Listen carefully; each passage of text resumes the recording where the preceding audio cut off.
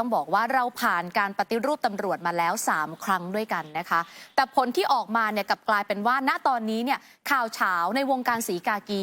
มีมาให้เห็นอย่างต่อเนื่องกับกรณีล่าสุดทนายตั้มนะคะสิทธาเบี้ยบังเกิดได้ออกมาเปิดเส้นเงินแฉไปยังบิ๊กตำรวจแล้ววันนี้เนี่ยทางด้านของท่านผู้บัญชาการตำรวจแห่งชาติพลตำรวจเอกต่อศักดิ์ได้มอบอำนาจให้ทนายความไปฟ้องหมิ่นประมาททนายตั้มภาพที่ออกมาแฉกันไปแฉกันมาเป็นการสาวไส้วงการศรีกากีหรือเปล่านะคะการปฏิรูปตำรวจที่ผ่านมาถือว่าล้มเหลวหรือไม่เดี๋ยววันนี้ต้องคุยกับนายตำรวจที่ถือได้ว่าเป็นนายตำรวจที่ประชาชนให้ความชื่นชมถึงความตรงฉินและความตรงไปตรงมานะคะต้อนรับพลตำรวจเอกอังสนานนท์อดีตรองผู้บัญชาการตำรวจแห่งชาติและท่านเป็นอดีตปลัดสำนักนายกรัฐมนตรีด้วยนะคะสวัสดีท่านรองค่ะสวัสดีครับค่ะเราผ่านการปฏิรูปตำรวจมา3 ครั้งใช่ไหมคะครับแต่ภาพที่ออกมาณตอนนี้ค่ะท่านรองเหมือนกับว่าการปฏิรูปตำรวจที่ผ่านมาเนี่ยล้มเหลวมากครับก็ต้องเรียนคุณอุบลรัตน์เบื้องต้นนะครับนะกระทั่งขณะนี้เนี่ยผมว่าพี่น้องประชาชนหลายคนเนี่ยก็จะมีคำถามทุกครั้งเวลามีข้อมูลข่าวสารที่เผยแพร่ไปสู่สาธารณะให้เห็นถึงพฤติกรรมตำรวจในด้านลบต่างๆเป็นเรื่องเวลาแม้กระทั่งเรื่องปัจจุบันเนี่ยนะครับก็จะมีคำถามว่าปฏิรูปแล้วหรือยังก็อยากจะเรียนให้ทราบในเบื้องต้นจริงๆแล้วเนี่ยถ้าถามถึงว่าปฏิรูปแล้วหรือยังเนี่ยเราได้มีการปฏิรูปตำรวจแล้วถ้าย้อนไปแล้วจริงๆเนี่ยการปฏิรูปตำรวจเนี่ยเริ่มตั้งแต่ประมาณปี 2550 นะครับในสมัยที่ท่านพลเอกสุรยุทธ์จุลานนท์เป็นนายกรัฐมนตรีนะครับทั้งนี้และทั้งนั้นเนี่ยก็มีที่มาที่ไปคงทราบดีนะครับท่านนายกสุรยุทธ์จุลานนท์เนี่ยเกิดขึ้นจากการปฏิวัติรัฐประหารโดยพลเอกสนธิบุญยกลินสมัยนั้นเนี่ยทั้งนั้นเนี่ยเนื่องจากสมัยท่านนายกทักษิณจำได้นะย้อนไปเนี่ยที่ท่านเป็นนายกรัฐมนตรีตั้งแต่ปี 44 ถึงปี 49 โดยประมาณเนี่ยก็มีปัญหาที่มีข้อกล่าวหาถึงเรื่องเป็นรัฐตำรวจหมายความว่าก็มีอดีตข้าราชการตำรวจเนี่ยไปดำรงตำแหน่งต่างๆตำรวจไปเป็นประธานปปชตำรวจไปเป็นประธานกกตตำรวจเป็นผู้อำนวยการสำนักสลากกินแบ่งตำรวจเป็นประธานปปงซึ่งดูแล้วอำนาจเด็ดขาดก็เป็นข้อกล่าวหาจึงมีที่มาที่ไปถึงการปฏิรูปครั้งแรกเนี่ยประธานในคณะกรรมการปฏิรูปครั้งแรกจริงๆแล้วเนี่ยชื่อว่าคณะกรรมการพัฒนาระบบข้าราชการตำรวจนะครับก็อยากจะเรียนให้ทราบว่าตอนนั้นเนี่ยก็ให้ท่านพลตำรวจเอกวสิทธิเดชกุลชรเนี่ยซึ่งถือว่าเป็นตำรวจในระดับครูบาอาจารย์ในเรื่องการบริหารการบุคคลนะครับส่วนเลขานะที่ผมจำได้เนี่ยก็คือศาสตราจารย์พิเศษดร.กิติพงศ์กิติยลักษณ์นะครับอดีตปลัดกระทรวงยุติธรรมการปฏิรูปครั้งนั้นเนี่ยนะกระบวนการในการดำเนินการเนี่ยเป็นนักวิชาการคณบดีนิติศาสตร์รัฐศาสตร์นะครับสื่อมวลชนหรือผู้ที่คุกคีให้เห็นปัญหาสภาพการทำงานตำรวจมีตำรวจที่เข้าไปร่วมเนี่ยเป็นการปฏิรูปครั้งใหญ่เลยนะครับมีตำรวจนอกจากท่านพลเอกวสิทธิ์เนี่ยก็มีอดีตนายตำรวจตอนนี้ก็ที่ยังจะมีชื่อเสียงอยู่เนี่ยตอนนั้นมีอยู่3 ท่านก็คือพลตำรวจเอกไกรสุขสินสุขแล้วก็พลตำรวจเอกดร.วัชรพลประสาราชกิจประธานปปช.ปัจจุบันเนี่ยนะครับแล้วก็พลตำรวจเอกวันชัยศรีนวลรัตน์นอกนั้นก็จะเป็นนักวิชาการแล้วก็ผู้เกี่ยวข้องในเรื่องสิทธิ์ทั้งหลายใช้เวลาทั้งปีนะครับใช้งบประมาณเนี่ยผมว่าไปไม่ต่ำกว่า20-30 ล้านมีการสำรวจความคิดเห็นต้องการให้ตำรวจพัฒนาปฏิรูปเพื่อที่จะให้เป็นตำรวจของประชาชนอย่างไรบ้างได้ข้อสรุปก็ยกเป็นร่างพระราชบัญญัติแก้ไขตอนนั้นตำรวจมีกฎหมายที่ใช้เป็นรากฐานในการบริหารจัดการบริหารงานบุคคลนี่ก็คือพรบตำรวจแห่งชาติปี 2547 นะครับยกร่างเสร็จปรากฏว่าระหว่างที่กฎหมายเข้าสภาก็ต้องใช้ภาษาชาวบ้านพูดกฎหมายแท้งก็คือก็ตกไปจากการที่ท่านนายกสุริยาวนี่ครั้งแรกนะครับปฏิรูปครั้งแรกครับย้อนไปเพื่อจะได้เห็นภาพปัจจุบันครั้งที่2เนี่ยสมัยท่านนายกอภิสิทธิ์เวชชาชีวะก็เห็นว่ามีความจำเป็นที่จะสานต่อก็จะเอาร่างเดิมอะไรต่างๆเนี่ยที่มาปัดฝุ่นและเสนอเข้าสภาแต่ว่ามีข้อจำกัดตอนนั้นถ้าสถานการณ์ตอนนั้นท่านนายกอภิสิทธิ์เป็นหัวหน้าพรรคประชาธิปัตย์เป็นรัฐบาลในเสียงข้างน้อยขนาดตั้งผบ.ตร.สมัยท่านยังตั้งไม่ได้นะต้องตั้งพลตำรวจเอกประทีปตันประเสริฐในรักษาการเพราะว่าไม่สามารถที่จะโหวตคะแนนเสียงผ่านในที่ประชุมกตช.เช่นเดียวกันนะปฏิรูปครั้งที่2เนี่ยท่านก็ใช้บริการท่านพลตำรวจเอกวสิทธิเดชกุลชรนะครับครั้งนี้ผมพอจะทราบความคืบหน้าความเป็นไปเพราะว่า ผมก็ได้รับการทาบทามจากท่านพลเอกวิสิทธิ์เข้าไปเป็น working group เล็กๆนะฮะก็ไม่ได้ทำอะไรมากเอาจากเดิมที่ท่านเคยทำไว้มาดู ก็มีปัญหาอุปสรรคเพราะว่าเป็นรัฐบาลเสียงข้างน้อยมันต้องไปแก้กฎหมายเพิ่งแก้กฎหมายนี่ยากมากนะขั้นตอนทุกอย่าง น้อยโอ้โหไม่ได้เลย ก็เลยเฟดไปแก้เป็นก็แท้งไปอีกครั้งที่สองครับมาครั้งที่สามจะเห็นวัฏจักรกลับมานะครับในสมัยที่นายกยิ่งลักษณ์นะครับปี 2554 55 56 จน 57 ก็เกิดเหตุการณ์ปฏิวัตินะโดยท่านพลเอกประยุทธ์จันทร์โอชาเงื่อนไขนะครับจากการที่มีการชุมนุมของกปปสนี่ก็มีเหตุการณ์จำได้ไหมมีไปอะไร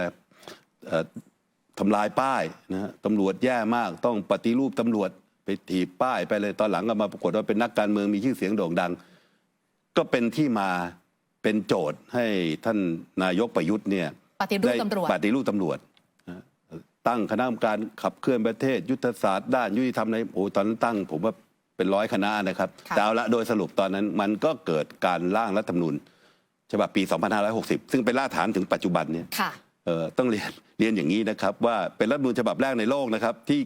เขียนถึงเรื่องการปฏิรูปตำรวจไว้ในรัฐธรรมนูญเพราะเกรงว่าจะปฏิรูปไม่สำเร็จต้องเขียนเอาไว้เลยนะมันรัฐธรรมนูญนี่ผมจำขึ้นใจเลยมาตรา 258 ในวงเล็บงองูด้านกระบวนการยุติธรรมเนี่ยให้มีการปฏิรูปตำรวจต้องแต่งตั้งโดยคำนึงถึงอาวุโสความรู้ความสามารถระบบคุณธรรมตำรวจต้องไม่อยู่ภายใต้นัดใครเพื่อเป็นฐานมาให้ปฏิรูปตำรวจต่อไปและกระบวนการปฏิรูปก็เกิดขึ้นโดยท่านนายกประยุทธ์เนี่ยได้ตั้งท่านพลเอกบุญสร้างเนียมประดิษฐ์นะครับซึ่งถือว่าเป็นนายทหารที่มีความรู้ความสามารถแล้วก็เป็นที่ยอมรับเป็นประธานรูปชุดนี้ตอนนี้โอ้โหก็เหมือนกับชุดที่สมัยท่านนายกสุรยุทธ์ตั้งนะครับก็จะมีคณะบดีรองประธานศาลอัยการสูงสุดเลขากพกพลแต่ยุคนี้มีตำรวจมากหน่อยเพราะผมก็ได้รับการแต่งตั้งเทียบกับยุคที่แล้วมี3 ท่านที่3ยุคนี้มากหน่อยเพราะว่าอะไรคงจะเป็นโจทย์บอกว่าแหมจะปฏิรูปทั้งทีเนี่ยมันต้องใช้ตำรวจเยอะๆสิคราวนี้เยอะมากเลยแต่ผมจำได้เนี่ยที่เป็นตัวหลักๆเนี่ยพลตำรวจเอกชัชวาลสุขสมจิตซึ่งท่านเป็นผู้เชี่ยวชาญเรื่องงานสอบสวนนะเป็นครูพนักงานสอบสวนทั่วประเทศแล้วอีกหลายท่านนะดร.ปัญญามาเม่นอะไรเนี่ยคือทั้งหมดระดมสรรพกำลังเพราะว่าโอ้โหตอนนี้มีรัฐธรรมนูญรองรับตอนนั้นไม่มีรัฐธรรมนูญรองรับแทงไปทีแล้วตอนนี้ก็น่าจะสำเร็จแล้วก็สำเร็จนะครับก็ถือว่าเป็นผลงานชิ้นโบแดงของท่านนายกประยุทธ์ผลักดันจริงๆแล้วรัฐธรรมนูญเนี่ยไม่ใช่ปฏิรูปตำรวจเดียวนะเห็นปฏิรูปการศึกษาด้วยแต่ปฏิรูปการศึกษาแท้งนะไม่ผ่านแต่ปฏิรูปตำรวจจริงๆแล้วก็มีเบื้องหน้าเบื้องหลังก็ปัจจะหลุดออกมาได้เนี่ยก็ขั้นตอนนั้นก็พอยกร่างเสร็จเป็นกรรมการปฏิรูปนะครับผมก็อยู่ในชุดนั้นด้วยผมก็มีส่วนเกี่ยวข้องในการยกร่างว่าด้วยคณะกรรมการบริหารมาบุคคลที่เป็นหลัก2 คณะนะครับตอนนั้นก็คือกตชคณะกรรมการนโยบายตำรวจแห่งชาติและกตลซึ่งตอนนี้ผมได้รับเลือกมาเป็นตอนนั้นเนี่ยก็นำไปเสนอให้ท่านนายกเพื่อเป็นร่างกฎหมายนะครับจริงๆแล้วมันมีพระราชบัญญัติประกอบเกี่ยวกับเรื่องการสอบสวนอีกเพราะว่าหัวใจงานสำคัญของตำรวจนี่คือการสืบสวนสอบสวน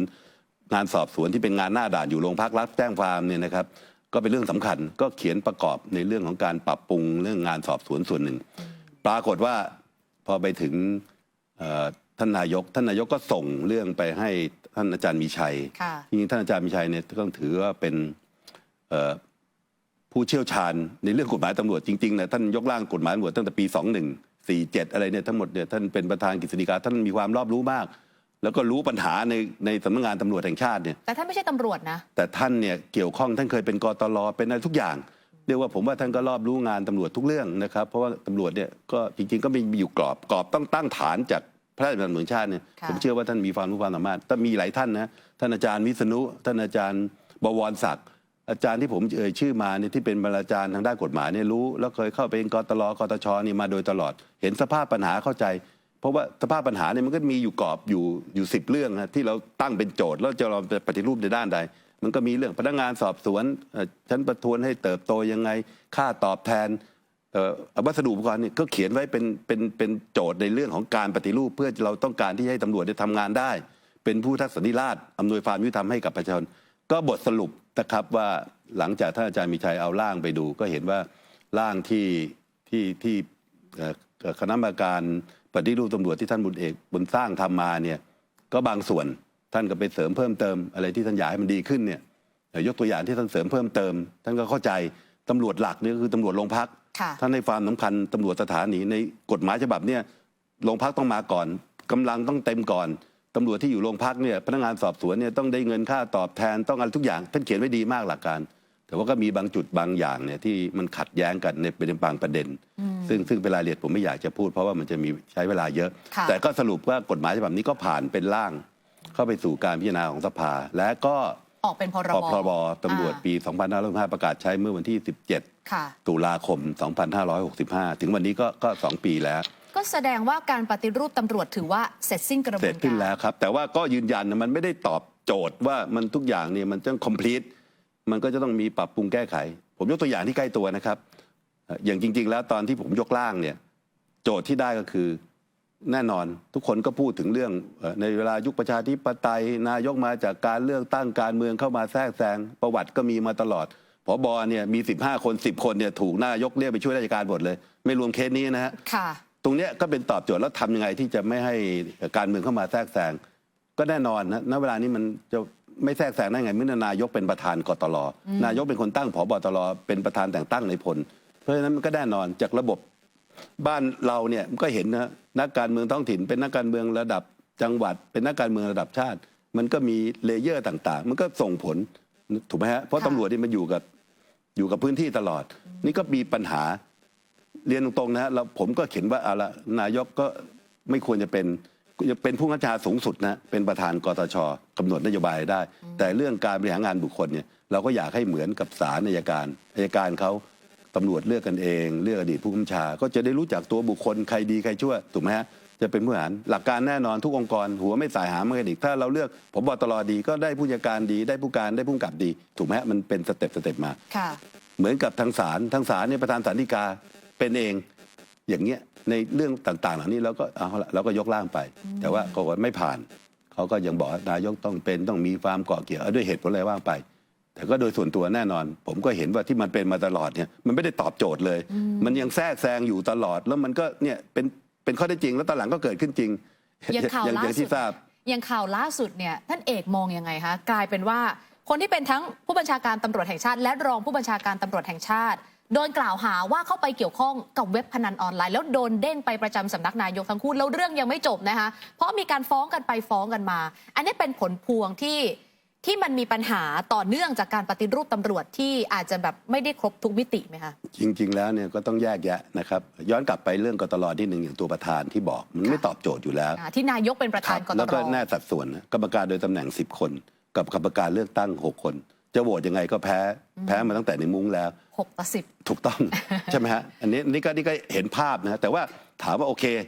ก็ได้ในระดับหนึ่งเราจะอาจจะมีพัฒนาแก้ไขเปลี่ยนแปลงแม้ข้อเท็จจริงที่เกิดขึ้นเนี่ยอาจจะเป็นสมมติฐานมาอีกหน่อยต้องแก้แล้วนะนายกอาจจะต้องยอมให้เลือกคนอื่นมาเป็นประธานไม่ใช่ตัวเองเป็นประธานมันเห็นนี่ฮะว่ามันเกิดอะไรขึ้นว่านายกเลือกแล้วเป็นยังไงเลือกแล้วก็เกิดปัญหาย้อนกลับมาในประเด็นที่ถามผมนะครับผมก็ต้องเรียนอย่างนี้นะครับว่าก็คงต้องแยกพิจารณาเป็นเรื่องๆนะครับก็กรณีที่เกิดขึ้นเนี่ยก็ต้องพูดกันตามข้อเท็จจริงอย่างผมเนี่ยรับราชการตำรวจมา40 ปีนี่ก็เกษียณไป7 ปีแล้วเนี่ยหรือก่อนหน้านั้นซึ่งผมก็รู้ประวัติศาสตร์ตำรวจพอสมควรนะก่อนหน้านั้นไปอีกจริงๆก็ประวัติศาสตร์ตำรวจมันเกิดขึ้นมาตั้งแต่ประมาณ 2,500 ก็ 60 กว่าปีไม่เคยเกิดกรณีนี้นะฮะถามว่ามีไหมมีผบตรผู้อธิบดีเนี่ยโดนย้าย10 คนโดนไป15นะฮะก็เพราะว่าเนี่ยปัญหาจากทางการเมืองนายกเขาไม่พอใจเขาอยากเปลี่ยนคนนู้นคนนี้นั้นแต่มันไม่มีอย่างกรณีวันนี้ที่เกิดขึ้นวันนี้เป็นกรณีที่มีการกล่าวหาว่าท่านผบตรก็ดีท่านรองสุรเชษฐ์นึกออกไหมฮะเข้าไปเกี่ยวพันกับการกระทำความผิดตำรวจมีหน้าที่ป้องกันปราบปรามทำไมอันนี้เป็นคำถามว่าทำไมถึงเกิดกรณีนี้เกิดขึ้นอันนี้ก็ต้องย้อนกลับไปอีกถ้ามาพิจารณาแยกเรื่องไปนะครับที่เราพูดกันเรื่องปฏิรูปนี่ก็เป็นตัวโครงสร้างกฎหมายแต่ข้อเท็จจริงคงทราบนะครับว่า10 ปีที่ผ่านมาตั้งแต่ปี57จนถึงปี65จนถึงอยู่ในอำนาจของรัฐบาลฝ่ายรัฐประหารเกิดอะไรขึ้นกตรไม่มีนะครับศูนย์รวมอำนาจไปอยู่ที่นายกแต่งตั้งโยกย้ายมีการกล่าวหามีการเปิดอภิปรายใช่ไหมตัวอะไรตัวช้างอะไรต่างๆระบบอุปถัมภ์ซื้อขายตำแหน่งภาพนักการเมืองที่เปิดบ้านรับตำรวจถือพวงมาลัยเข้าแถวไปนี่มันคือสิ่งที่ตอบ สถานการณ์มันบ่มเพาะมาตำรวจก็ถูกกล่าวหาตำรวจที่ได้รับความเจริญก้าวหน้าเติบโตในช่วง10 ปีเนี่ยมาจากระบบอุปถัมภ์หมด หรือแม้กระทั่งคนวิเคราะห์ของคู่กรณีทั้งสองท่านอันนี้เป็นข้อเท็จจริงนะไม่ได้หาปากปั๊มพูดกันเล่นๆนะฮะบอกว่าคนหนึ่งเหาะคนหนึ่งเหินหมายความว่าไงหมายถึงในช่วงก่อนที่ท่านมาถึงเป็นพลเอกวันนี้ในช่วงท่านรัฐบาลพลตำรวจพลเอกประยุทธ์เนี่ยสองคนที่โตมาในช่วงนี้เหาะเหินหมายว่าไง6 ปีจะโตมายังไงเนี่ยแต่ตรงเนี้ยก็มันเป็นข้อเท็จจริงที่มันเป็นคำตอบอยู่ในตัวตรงนี้มันก็เกี่ยวพันอะไรเกี่ยวพันกับเรื่องผลประโยชน์มีอำนาจหน้าที่ผมไม่ได้กล่าวหานะครับว่าท่านได้กระทำผิดหรือเกี่ยวข้องจริงหรือไม่เพราะมันอยู่ในกระบวนการสอบสวนแต่ณเวลานี้เรื่องที่ปรากฏอยู่ต่อสาธารณะที่รับรู้เนี่ยผมว่าชาวบ้านเนี่ยเขาก็เชื่อไปเกินกว่าครึ่งแล้วหมดวิกฤตศรัทธากับสิ่งที่เกิดขึ้นตรงเนี้ยถ้าถามนี่จะมาโยงกันไหมเนี่ยมันก็พอจะวิเคราะห์ได้สารตั้งต้นการพนันออนไลน์มันเกิดตอนไหนล่ะมันเกิดขึ้นก่อนโควิดเหรอมันเกิดขึ้นในช่วงโควิดคนมันไปบ่อนธรรมดาไม่ได้เอาไปไม่ได้ก็เลยมาเล่นพนันออนไลน์แล้วก็ด้วยอะไรดิจิตอลด้วยเด็ดด้วยอะไรเนี่ยไปที่ไหนทุกหัวระแหงมันก็สะดวกผมว่ามันก็มีความสัมพันธ์กันนะตัวชี้วัดอย่างหนึ่งของผมเนี่ยที่เป็นตำรวจภาพตอนนี้คือด้วยความที่ท่านเอกเองก็เป็นอดีตตำรวจนะคะแต่คนกลับมองว่าณตอนนี้ตำรวจดีๆเนี่ยไม่เหลือละท่านเอกมองอย่างนั้นไหมคะผมยังยืนยันนะครับด้วยเกียรติยศของการที่รับราชการมา40 ปีเรายังมีพี่น้องตำรวจดีๆอยู่มากมายก่ายกองนะครับคำถามเนี่ยผมได้ยินมาหลายที่นะครับวิกฤตศรัทธาเนี่ยขนาดโหวตกันเมื่อ2 วันผมไปรายการโหวตมาก็ยังบอกว่าตำรวจไม่ดีมีถึง80 คนตำรวจดีมีถึง 20%สมมตินะอันนี้เป็นความเข้าใจของประชาชนต่อสถานการณ์ที่เกิดขึ้นแต่โดยข้อเท็จจริงณเวลานี้นะผมเรียนนะเรายังมีตำรวจดีๆที่เป็นที่พึ่งของประชาชนผมยกตัวอย่างนะครับวันนี้ถ้าคุณอุบลรัฐกลับบ้านไปเนี่ยนะครับแล้วมีข้างบ้านนะครับส่งเสียงดังก่อไฟเดือดความเดือดร้อนกันโทรไปที่โรงพักโทรไปแจ้งยังมีสายตรวจไปให้บริการคุณอุบลรัฐทราบไหมครับพี่น้องตำรวจผมที่เป็นจราจรทุกวันนี้ยังตื่นตี 4 ตี 5เพื่อเตรียมตัวไปปฏิบัติหน้าที่บริการประชาชนบนท้องถนนเคยได้ยินใช่ไหมค่ะบางวันก็ได้รับอุบัติเหตุบางทีตายบางทีบาดเจ็บสาหัสครอบครัวขาดเสาหลักอยู่ไปได้ไม่กี่วันต้องถูกไล่ออกจากบ้านพักตำรวจในพื้นที่3 จังหวัดภาคใต้ทุกคนออกมานี่ไม่มีใครกล้าบอกได้เลยนะครับว่าจะกลับบ้านด้วยครบอาการ32หรือว่าจะต้องให้ไปรับศพกลับมาดิฉันสรุปแบบนี้ก็คือตำรวจดีก็มีแต่เหตุการณ์ที่เกิดขึ้นมันเป็นเรื่องของปัจเจกบุคคลแน่นอนครับมาร่วมสนับสนุนท็อปนิวส์นำเสนอความจริงได้แล้ววันนี้เพียงกดปุ่ม Super Thanks แล้วเลือกจำนวนเงินตามที่ต้องการได้เลยครับขอบคุณครับ